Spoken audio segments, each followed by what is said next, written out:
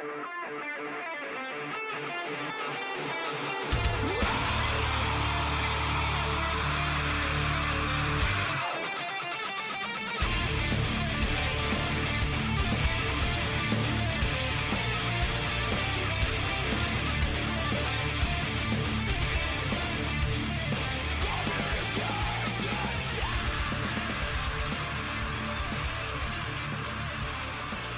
is June 8th, 2025, and this is episode 309 of the Defensive Security Podcast. My name is Jerry Bell, and joining me today, as always, is Mr. Andrew Kalat.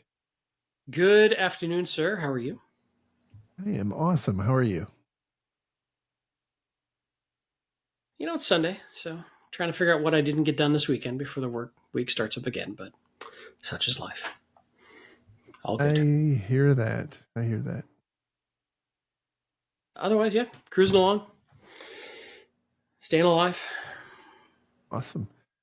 Well, just a reminder before we get into our stories that the thoughts and opinions we express on the show are ours and not those of our employers. Then next, a special thank you to our Patreon sponsors. Thank you very much for your support. And also thank you to our growing list of special sponsors of the podcast that we've been playing. And I'll play the next spot right now. In today's digital world, it's not if you'll get hacked. It's when, how badly, and whether or not you'll pretend it was a sophisticated nation-state actor. That's where we come in. At Byte Safe Assurance, we specialize in covering the bare minimum after a catastrophic data breach.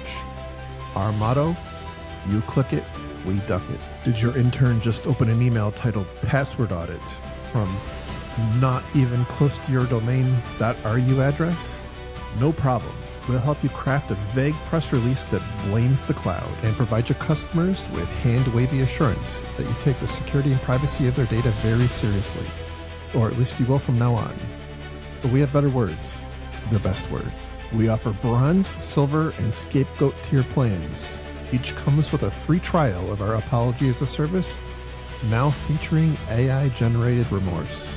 And for premium members, we'll even pay for a year of credit monitoring that nobody asked for. Additionally, all plans come with free access to our Subpoena Speed Shredder service. Byte Safe Assurance, because cybersecurity is hard, but insurance is affordable. Byte Safe Assurance may deny claims if breach was caused by user error, crappy IT, or actual nation-state actors. Do not look directly at the head of fumble. All right. And again, the best part is I have absolutely no idea what that just was. So we'll all be surprised together. Well, it's placed by our very large and expensive production company. Absolutely. Run by Thor and Noki. They are experts. Yes. Media negotiation experts. They do keep pitching a catnip producer as a sponsor. So far, I've not bid on that one. I can understand why. All right, so getting into our stories. The first one comes from the Register, and the title here is ChatGPT Used for Evil, Fake IT Worker Resumes, Misinfo, and Cyber Op Assistance. Say it isn't so. I know. I can't believe that the baddies have figured out how to use OpenAI or ChatGPT for ill. There were a couple of interesting data points in here.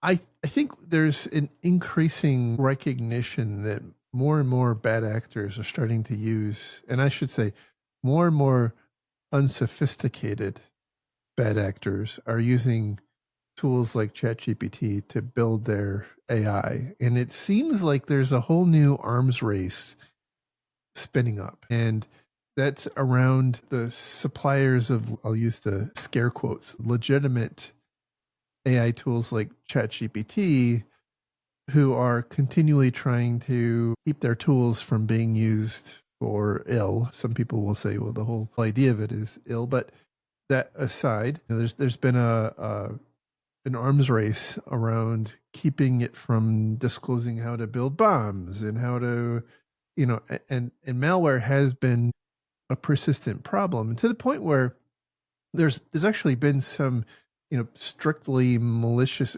AI engines built for malicious purposes that don't have kind of the regulator on them. But in this particular article, they talk about how one actor was observed building a malicious, what seemed to me at least to be a somewhat sophisticated piece of malware that was targeted at all people gamers. It was like a scope overlay for first person shooters. So not like going after big time targets here, but nonetheless they were apparently somewhat successful. It's a little unclear how if this was actually widely successful campaign, but it was showing up in Virus Total, so it had been deployed somewhat, and it was a piece of malware again purporting to be a first person shooter crosshair overlay that in the end would steal credentials out of browsers and certain other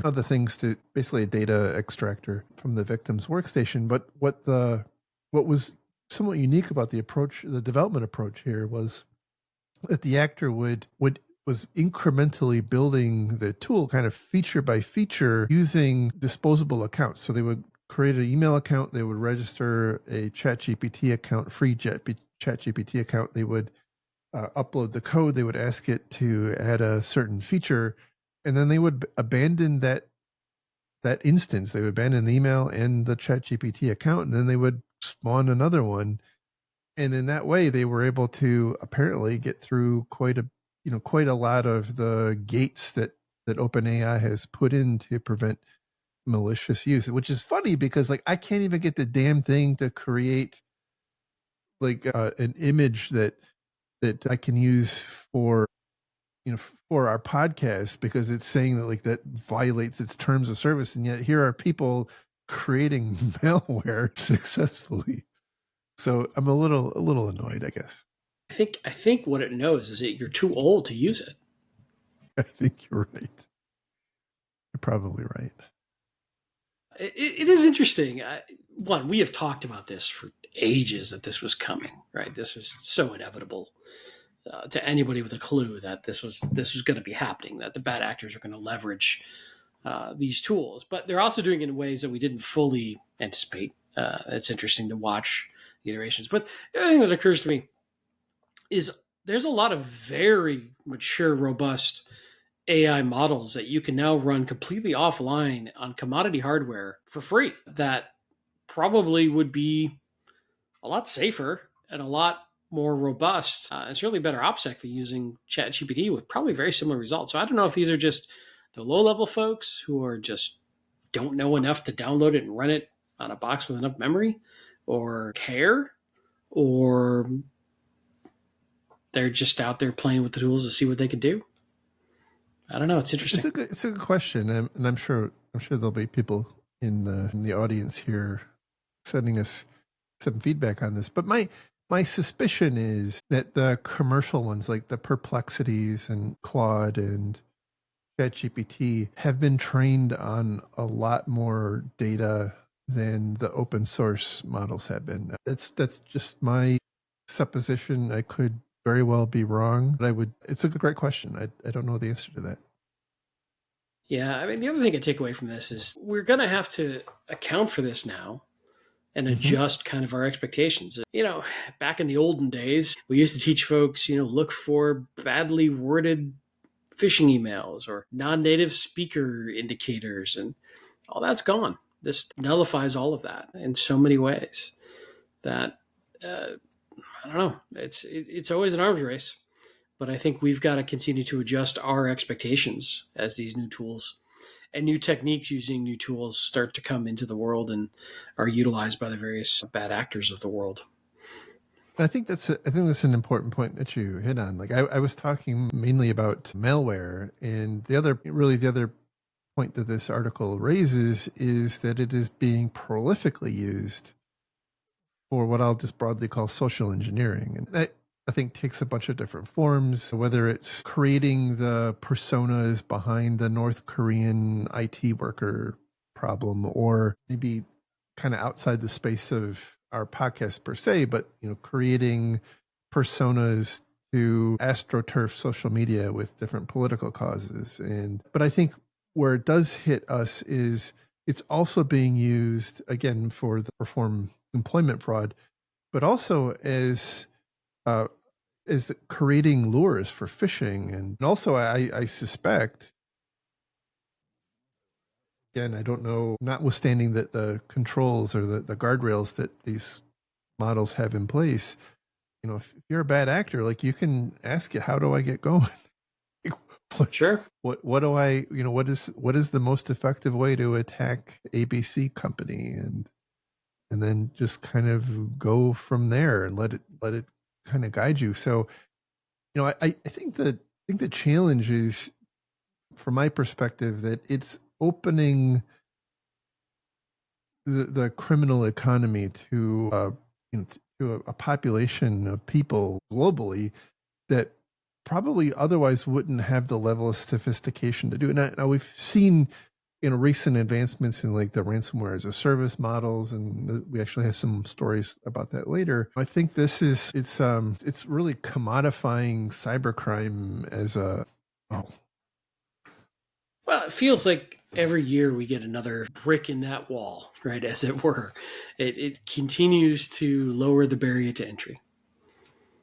And whether it's ransomware as a service, whether it's AI, whether it's whatever it is, it seems like that side of the house keeps making it easier for more bad actors to dip their toe in the water. Now, hopefully, at the same time, the blue teamers are getting better and the tools are getting better to defeat the low-hanging fruit, the commodity attacks that are empowered by these sorts of tools. But who knows? We just have to keep aware and keep leveling up. And hopefully our chosen vendors of choice that we run to defend our environments also keep leveling up. I personally think AI is probably going to give a bit of a leap ahead for the bad actors for a while until the defense side catches up, though. I think this is going to be better leveraged by threat actors than the defenses are ready to cope with for a little while. This will be a leap forward for them.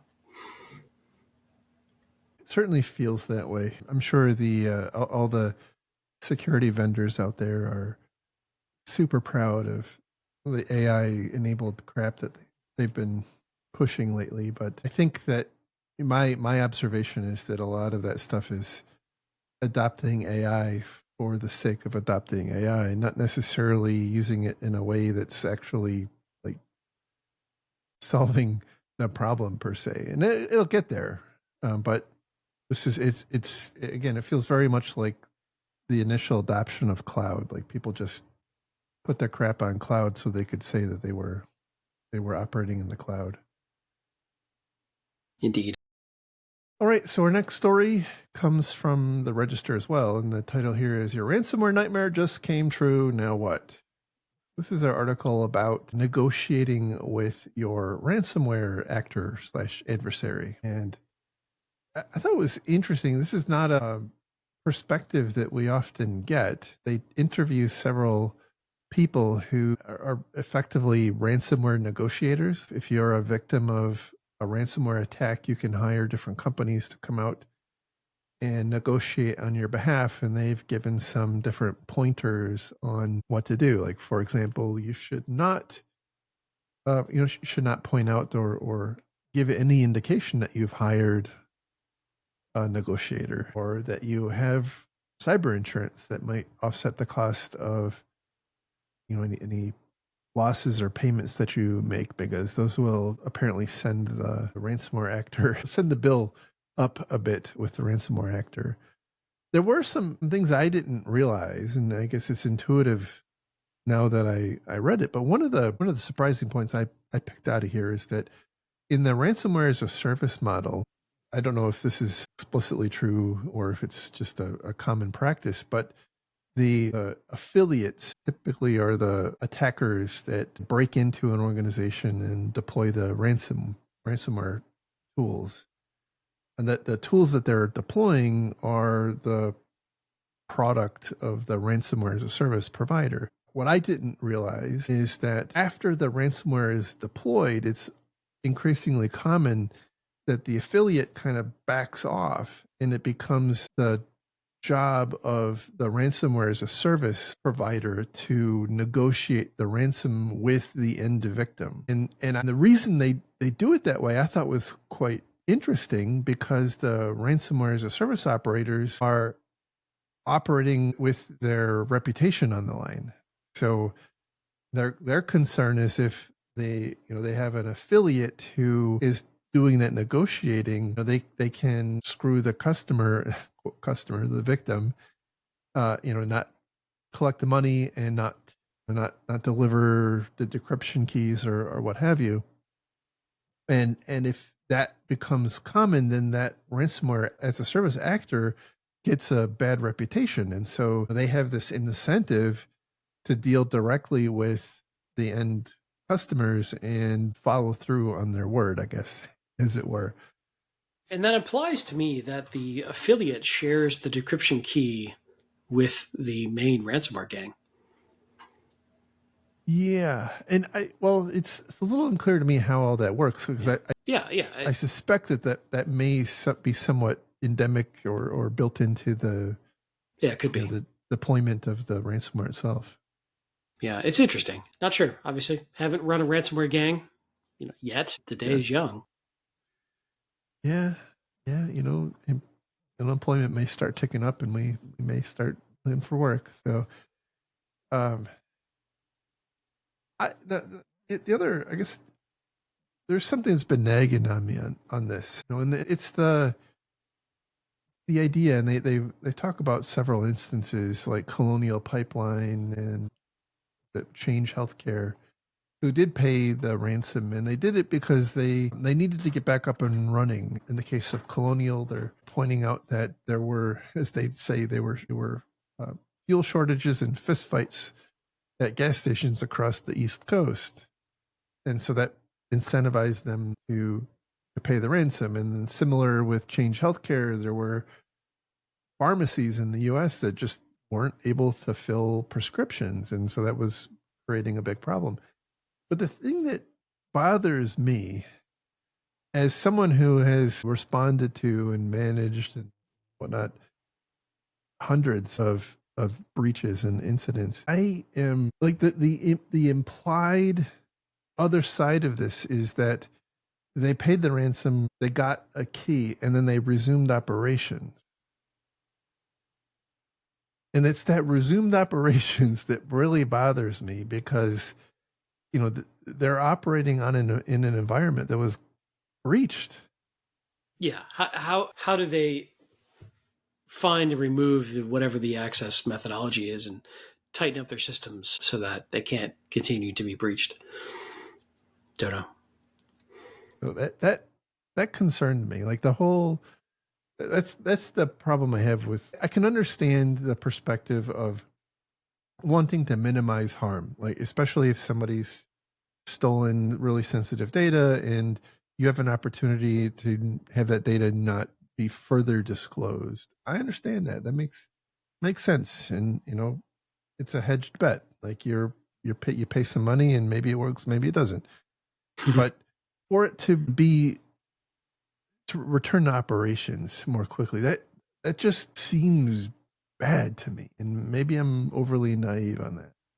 I think it depends on the circumstances of what was encrypted. How long would it take to restore it if there's a backup?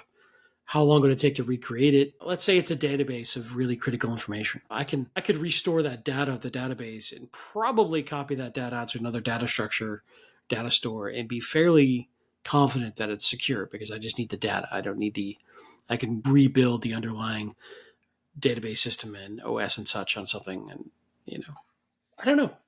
It's a good question. I think some of these are so complicated that it's difficult to have a blanket policy or a blanket understanding without getting into the details of each individual situation. Did see some other interesting notes. I don't know if you had other bits in the article that I made notes on. I don't know if you had some other observations or commentary there. I did see one negotiator was talking about typically the ransomware actor, when you're in negotiations, will pitch their first demand at about 5% of annual revenue of the victim company. So I was thinking maybe a really novel ransomware defense would just to have as close to zero revenue as possible. I mean, it's a winning strategy. I mean, look, if I'm making $100 as my revenue and they're coming to me with a 5% offer, it's $5. I mean, $5, yeah. I think that is some clever thought leadership that we should be exploring as a ransomware defense. It's true. The other thing that was interesting, quote, the longer the negotiation goes on, the more the price is likely to drop. So this is, again, a quote from one of the ransomware negotiators saying that the extortionists just want the money and, quote, it will tie up the negotiator. So they just kind of go, well, screw this. Let's just give them a nice, generous discount edit. I don't know. That's an interesting one. That certainly, I have not been in that industry. I've not been in that role. I've not been in the job of a ransomware negotiator. But I do know that a lot of these guys also now threaten extortion by releasing data publicly. And it seems to me that if you start trying to drag on a negotiation, that's their go-to strategy to force a sense of urgency in getting you to pay up. So that one was interesting. And I don't know that, at least within the contents of this article, that the threat of public data release extortion is factored into that discussion point of dragging on the negotiations. It seemed largely focused on the return to operation aspect, although they do have a mention of the Power School breach, which, by the way, the actor there has been criminally charged. Super sophisticated 19-year-old in college. He's the one who apparently did this. And if you follow the links in the story, you can actually get to the actual criminal complaint. And apparently this started off as a ransomware attack against a telco company who, paraphrasing, but the person who was running the attack kind of tripped over their shoelaces when they were negotiating with the telco provider. They basically said, the data that we've stolen is like, there's multiple copies of it all over the place. And then later they came back and said, if you don't want us to send the data to other people, you have got to pay us the ransom. And so the telco company responded back and said, so which is it? Like, you've either sent our data all over the place, or you want us to give you money to not send it other places. So after that, they apparently they had a signal chat where they decided they need to go after some other company, and that other company was Power School. So, interesting times. They do also make a point about how increasingly there's less sophisticated actors, and they actually mention teenagers who are much less, I don't want to say they're less sophisticated in terms of like ransomware business acumen, if that's a thing. Not necessarily less sophisticated in their technical abilities to conduct a ransomware attack, but they're pointing out that they tend to be more impulsive. They'll go back on their word. They'll take your money and run, and so on. So I think, one of the takeaways of this is there is some value in, number one, knowing who your ransomware actor is. And number two is having someone in your tent who understands the different ransomware actors and their motives and whatnot. And so those were some of the takeaways I got. Yeah, that's fair. Yeah, it's interesting. The one other thing they talked about is, similarly, if you have insurance, implying cyber insurance, it's vital not to let on when negotiating with the extortionists, this quote. At a recent RSA security conference, Dutch police explained that in addition to encrypting some systems, the crooks also looked for documents related to cyber insurance. If the victim has coverage, the amount they demand goes way up. Which is interesting. That's kind of tough to conceal. At least for a lot of companies I work with, they have trust portals and they have, some public-facing security documents that, usually just have an NDA or something to get through that reveal whether or not somebody has insurance as part of their SOC 2 or ISO or something like that. So that's a weird one. Becoming increasingly common. Like if you're an IT, any type of IT services vendor, yeah, it's almost table stakes these days to have a cyber. Like your customers are going to demand that you have cyber insurance. Yeah, it was an odd quote. The other one that I thought was odd was, again, quoting from the article, quote, the vast majority of ransomware operators just want low-hanging fruit. People without even basic endpoint protection who can just be spammed with malware, Carr said. Larger companies should be able to fight off all but the most determined, well-resourced attackers. I gotta agree to disagree on that one. I think we see plenty of large companies get popped by this all the time. What when I well, it's true. When I read that, the thing that was in my mind was big companies have CrowdStrike or Defender, whatever they've rebranded it, their EDR now, or SentinelOne or whatever, and small companies don't. that was how I interpreted that. Big companies have tons of neglected infrastructure that they forget about, and complex IAM environments that they don't manage well, and end of life gear hanging out that they don't patch. Like there's all sorts of problems with big companies. So I don't know. Interesting article. Some things I don't know that I fully agree with, but I appreciate the perspective. All right, our next story comes from Dark Reading, and the title here is How to Approach Security in an Era of AI Agents. Drink heavily. Yeah, or retire. That was my option. The only winning move is not to play.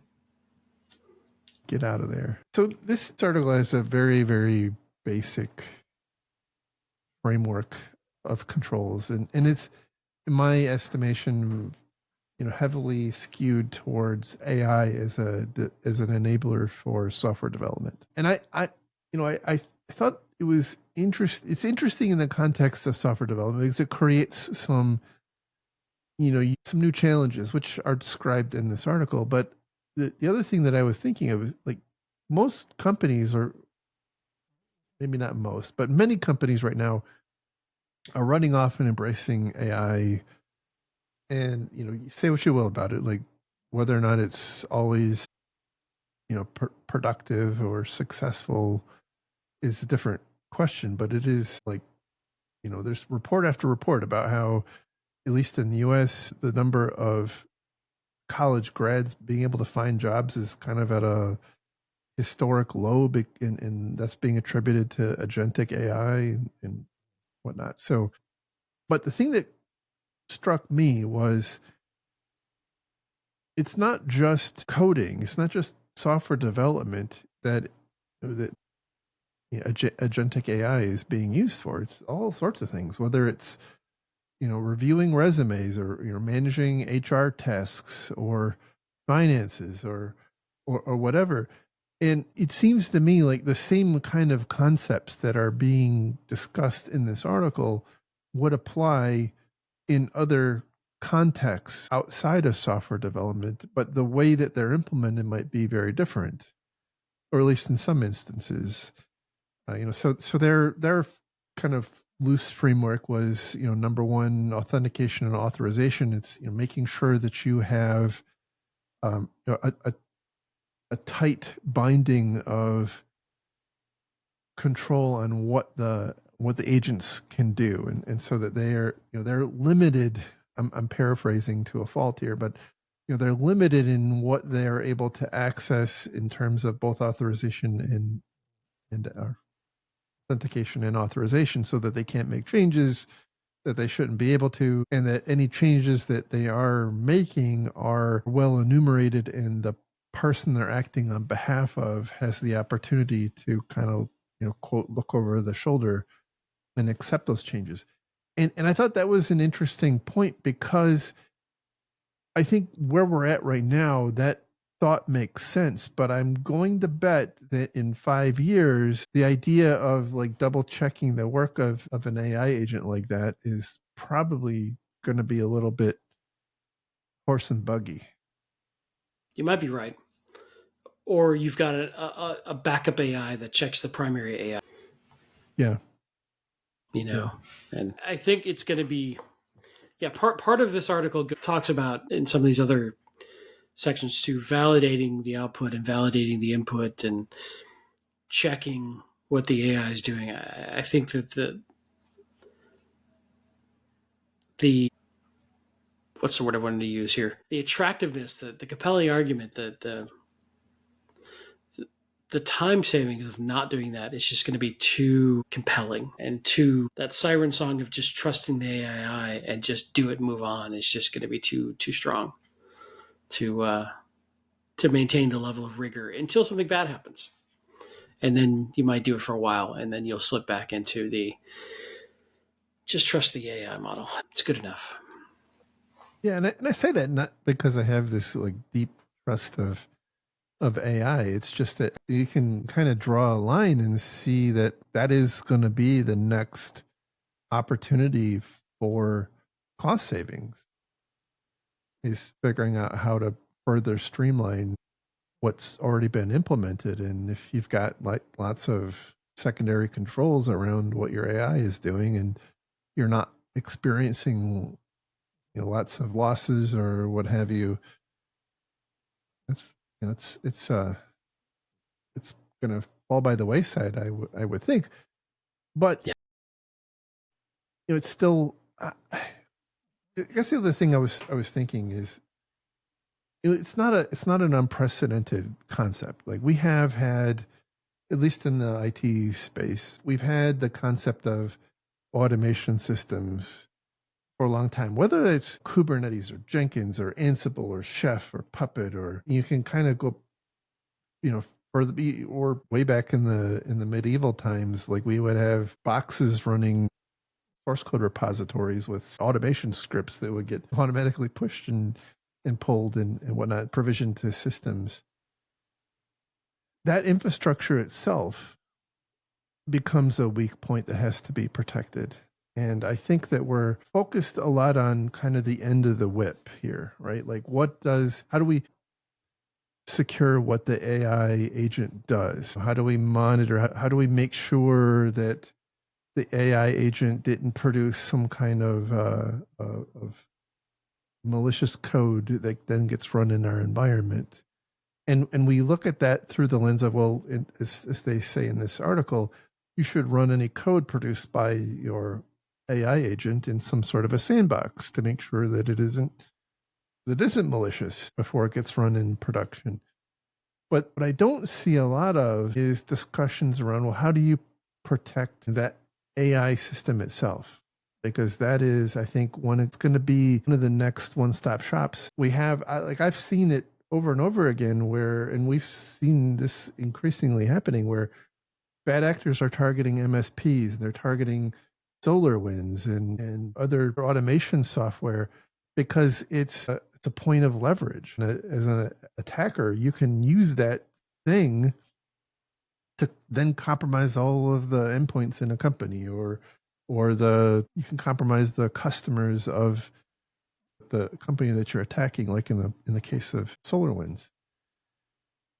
But at some point, we have to start thinking about wrapping the right kind of protection around the AI models in the infrastructure that's hosting that. Yeah.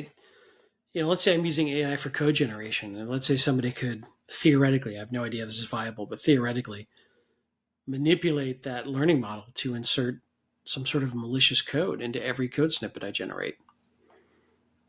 And is anybody validating that code? I don't know. Yeah, so we're in the early days here, right? And I think one of the challenges that we have with this, that maybe stands in contrast with other automation systems, is that it's so complex that to many people it appears as a black box. But it isn't a black box. I mean, at the end of the day, it's itself an application, and therefore subject to the same sorts of tampering. Now, it might, that tampering with it might, in a useful way, might be a lot more complicated, but that doesn't mean it's impossible. Yeah, and it's one of those things that if we get so comfortable with automated outputs and automated decision making coming from these models, it gets very nefarious if I can somehow manipulate that model to do something that it's not supposed to or shouldn't do. Yes. And it's inevitable. I see it all day long now in most of the business environments I'm working in, of do more with AI to be more efficient. And I think people are going to be rewarded by their leadership for just getting stuff done. And I think we have some hard lessons to learn before we pull back from that aggressive embrace AI stance and temper it with some caution and wisdom as a in the non-security world. I think most of us in security are going, hold on a second. Nope, too late. Okay, bye. Right. Right. I think there's going to be some big, painful mistakes and lessons learned before this love affair with all things AI tempers a little with reality. 100%. 100%. But look, there's going to be gnarly stuff ahead. It's inevitable, and we will learn from it. But I think in the short term, business right now is, as you said, definitely favoring people who can help navigate in the adoption of AI. And I think, as with every other technology, you can do it in a responsible manner or in irresponsible manner. And I think what I'm trying to say is, like, I'm not even sure we know, what that all means. And so we got some crap to figure out. Yeah, agreed. All right, moving on to our next story, and this comes from Bleeping Computer, and the title here is Coinbase breach tied to bribed TaskUs support agents in India. So TaskUs is the name of a outsourcing company that provides customer support agents, and this is a follow-up to a couple stories we've covered in the past about breach of Coinbase, where Coinbase support agents were basically bribed by a threat actor to provide information about 70,000 Coinbase customers. And there's some interesting details, I thought, in this that were worth talking about. If the first one was that, there's some things that just don't make sense to me here. One of which is that there were two employees at TaskUs that were part of the group that was bribed, and apparently they were not the only ones. But the way this was happening, and I don't know if it was the only way, but at least the way it was happening allegedly at TaskUs, was that the agents were taking pictures on their phone of their screen. Now, if that's the case, I don't know, like, all indications are that this incident, I think it was December 26th of 2025 or 2024, like, it began and ended on the same day. And what doesn't make sense to me is that you can get 70,000 customer records using camera on your phone. No, I didn't read that it all happened in one day. I think that's when they got caught. Like this, I got the impression this was going on for quite some time. Well, that's what the implication is in this article. Yeah. But the previous reporting indicated that it was like a very, very narrow time frame. Yeah, there's no way you would. Now, one, using your phone to capture screenshots, I somewhat understand, because a lot of these tools have some sort of DLP type solution running on them, and screenshot from somebody's phone is basic but really tough to defeat. Mm-hmm. So I can see that as a plausible exfiltration methodology, but you're right. You're going to iterate through 70,000 records in one day with screenshots. It also seems maybe that was just one of the methods they were using. That was a method they got caught by, or it was suspicious enough that they got caught. Maybe they exfilled in other ways and certain things had some sort of protection, some sort of DLP type prevention that they resorted to using their phone. I don't know. There's a lot of unknowns here. Yeah. So that was one. The other is that there was a pretty significant lag between when TaskUs reported their discovery of these employees to Coinbase, and then Coinbase disclosing it to their customers. So TaskUs notified Coinbase in January of 2025. I don't see the exact date, but it was not disclosed to end customers by Coinbase until May 21st so quite some time later. and that's problematic. Like Yeah, I'd be very curious what was going on between that, those dates. I'm sure lawyers were involved. I would assume so. But there was another interesting aspect of this too, which was that after this incident was discovered, I don't know exactly what all happened, but apparently the operations between, or the support of TaskUs to Coinbase was severed, and they had 226 people working on Coinbase's account, and they suspended them all, or I guess they actually terminated all of them. And then after the investigation, they identified that there was only 2 people involved, and those people were just summarily terminated. The others were given a severance package, which I think they characterized as a healthy or generous package.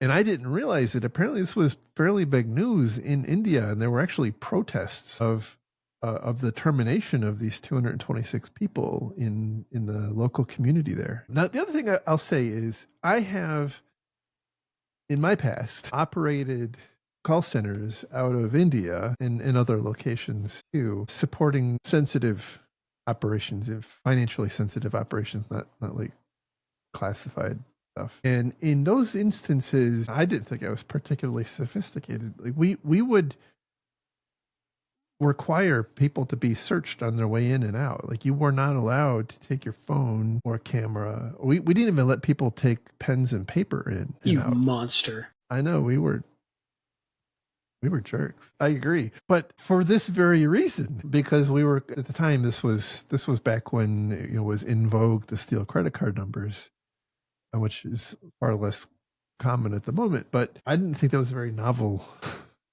And it's interesting to see that some organization like Coinbase, which by the way aspires to be the de facto financial services application on everybody's phone across the whole world, is again not doing things in a sensible way from a security perspective. So interesting follow-up, I thought. Yeah, I think so. We're getting little bits more information every time, as time goes on, as to who and what happened. I hopefully will get more information as to how they exfiled nearly 70,000 customer records. I agree, it probably wasn't via screenshots.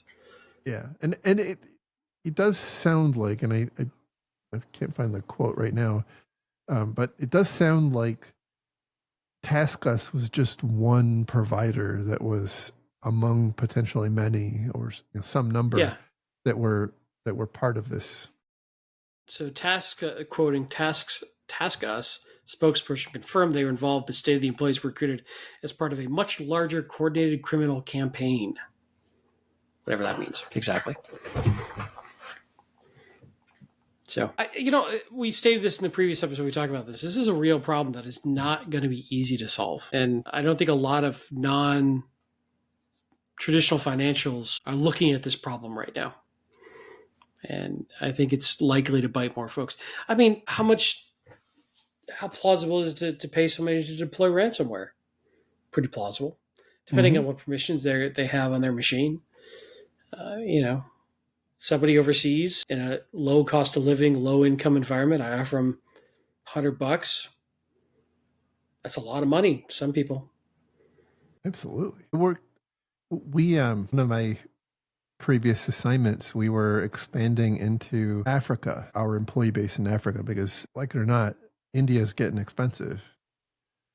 And so labor arbitrage always likes to find lower cost countries to move to. And Africa is one of the last bastions of that. And I don't mean like South Africa. I mean like Nigeria and some of those places. And even Nigeria is not it's not as economically depressed as it once was. But at the time, at least, the laptops we were issuing were like the value of 2 or 3 years of salary. Jeez. And so you can understand how with relatively little investment, it would be possible, in certain circumstances, to bribe people to take otherwise, malicious actions. So, and I And I don't know if, doubt that's on yeah, anybody's radar when they're making those decisions about staffing and staffing costs and staffing locations. no, because I mean, look, if it goes wrong, it's you as the manager of those people, it's a failing of yours. You should have done a Mm-hmm. better job at managing your employees.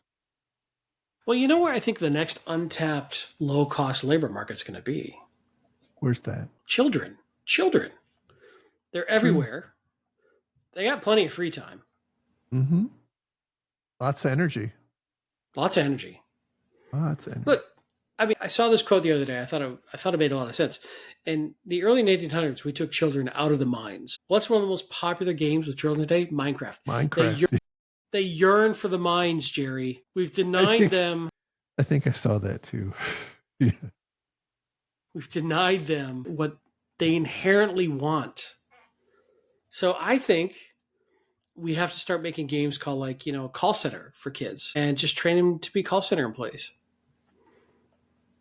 You know, there's something to that. I was, We can pay them in popsicles.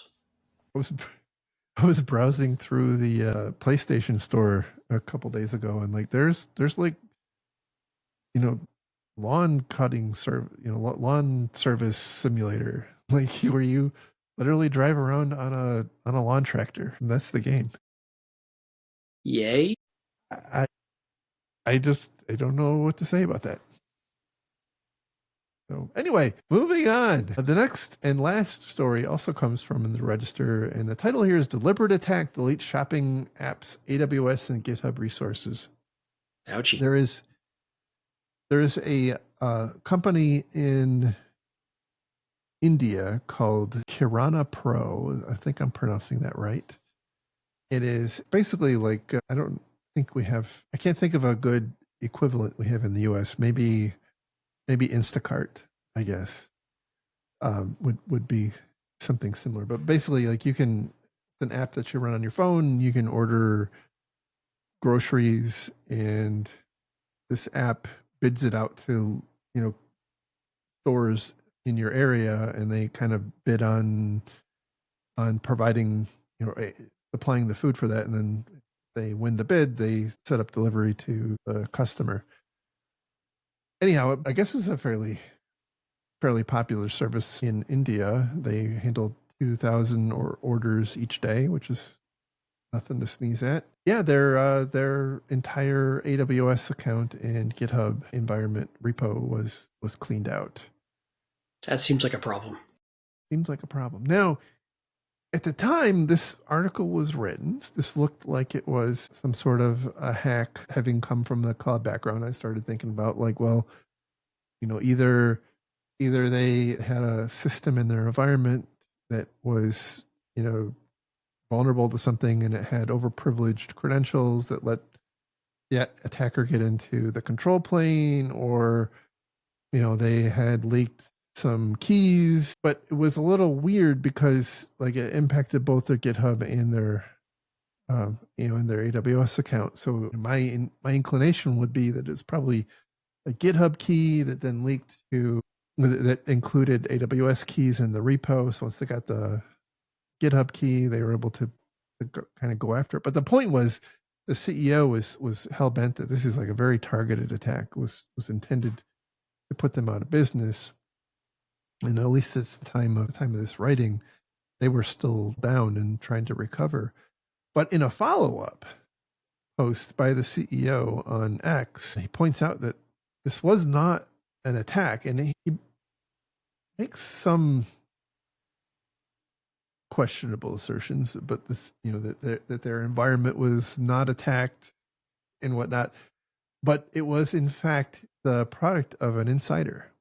So apparently one of their employees or contractors is the person who actually wiped their AWS and GitHub accounts. And that's a problem. And as I was thinking about this is like, as somebody who's supported financial services, companies and whatnot in the past, like we would do a lot of stuff to put in activity monitoring and limit the ability of people to do certain things. And we even did that in the context of our cloud control plane in my last assignment. But like it's a really heavyweight thing. It's not trivial. In any stretch of the imagination, it is not trivial to do, and it is the antithesis of speedy development. I will tell you that in fast operations. I was kind of contemplating like the challenge you have as a startup. Like you have implicit trust in your IT team. And that got me to thinking, like, I'm surprised this doesn't happen more often. Yeah. And what we understand as well is that this was an ex-employee as a revenge, at least according to the CEO. In his ex-posts, he's saying this was an ex-employee, so some sort of revenge tactic. So at the very basic item there, I'm contemplating, hey, when you're terminating or somebody's voluntarily leaving an organization who has such trust level of access, do a good job of shutting down their accounts. Making sure they're truly out. But yeah, you have to trust. You have to trust somebody. I mean, yeah, you could back up all stuff, but somebody somewhere has the keys to know how to defeat that or set it up. Or as you said, it's very costly, it's very slow, it's very expensive to have true multiple backups that are non-repeatable, that are not able to be impacted by a single person. But that is very complicated and very slow to today's very fast-paced environment and expensive. So startups, it's a tough one. I missed that it was a former employee. That's what I'm seeing on X. Instead, this was an internal data breach. Specifically, it was the result of actions taken by a trusted internal employee who had legitimate access to our system. Yep. So if you follow the CEO's account. I only read this post. Okay. Yeah. Got it. So there's a post that came out on June 5th on X that the CEO retweeted from somebody else saying it is a good summary of the hack incident. And so just reading through this particular post thread, kind of interesting. So it started with one ex-employee. It ended with nothing left on AWS. So on May 26th, executives logged into AWS where they found no EC2 instances, no logs, no root access. The app was live, but the backend was destroyed. Even their 2FA in AWS was compromised. The Google Authenticator had already been changed. The entry point, a former employee's account. The hackers, or ex-employee, used it to breach AWS's root account, breach GitHub, wipe out the EC2 infrastructure, exfiltrate names, addresses, payment info, delete source code. Total system wipe and no logs to trace it. That's a good find. Yeah, so I'll send you this. You can put it in the show notes. But the company had MFA. They had Google Authenticator, but they didn't rotate access after staff exits. They didn't set proper access limits. They didn't separate root keys from daily operations. So that'll do it. Let's see. That'll do it. Lessons learned: delete old user credentials immediately. Again, I'm reading from this. Never let devs keep root access. Don't tie core infrastructure into a single MFA device. Monitor Git and IAM logs daily. Backups aren't optional ever. I would agree with all that. The guy says, this wasn't a hack, it was negligence. That's a strong phrase. Again, in a startup environment, it's tough to get all these things right. So, sorry, I stepped on what you were going to say. No, so just to reiterate, like that's a good find. I'm glad you followed that path farther than I did. So a couple of things that struck me when I read the CEO's X post was they don't seem incredibly sophisticated. And maybe that's an unfair characterization, but who doesn't? The company or the company? The company. Okay. And so this was the product of their investigation. I don't know if they hired, a company to come and investigate, but the thing that I guess was nagging on me a little bit was many, I won't say all or even most, but many breaches occur using legitimate credentials. And then you are faced with the prospect of determining whether or not the credentials were used by the person they were assigned to or by someone who managed to steal them or come into possession of them. So I'm going to give them grace and say they figured out that it was in fact this person that is ex-employee. But like you said, they name and shame, by the way, in the X thread by the CEO. They name specifically who they think did it. So let's get down. I'm sorry, I interrupted you again. Fascinating. No, that's a little surprising.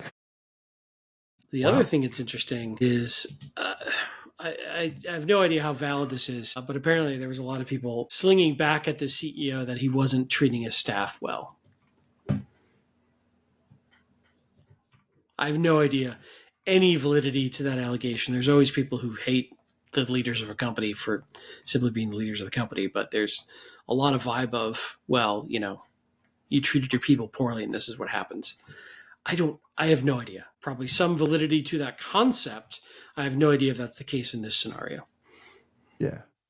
I agreed. Still is a crime in almost in any place. I guess whether or not it was warranted may be a different question that I am not at all qualified to answer. Same. But this is our job is to defend IT infrastructure for organizations. I thought the CEO laid out a pretty good recounting of what, of their lessons learned, but maybe I take it for granted. Like it just seems like offboarding is such a basic concept, and in this instance, I guess it was not done. And by the way, I think, especially in Cloudland, this is made much more difficult because you have the concept of API keys, and we've been railing against for years now. Like you've got to make sure that you build your applications in a way that you can actually rotate your keys. I don't have any idea or any insight if that contributed in this instance, but I know that like I have struggled with this in the past when people exit the business and they had access to keys. We have to go change those keys, and I cannot tell you how many times I've been told like how difficult and painful it's going to be because we didn't build the application to do that. Yep. Same constant problem. Yeah.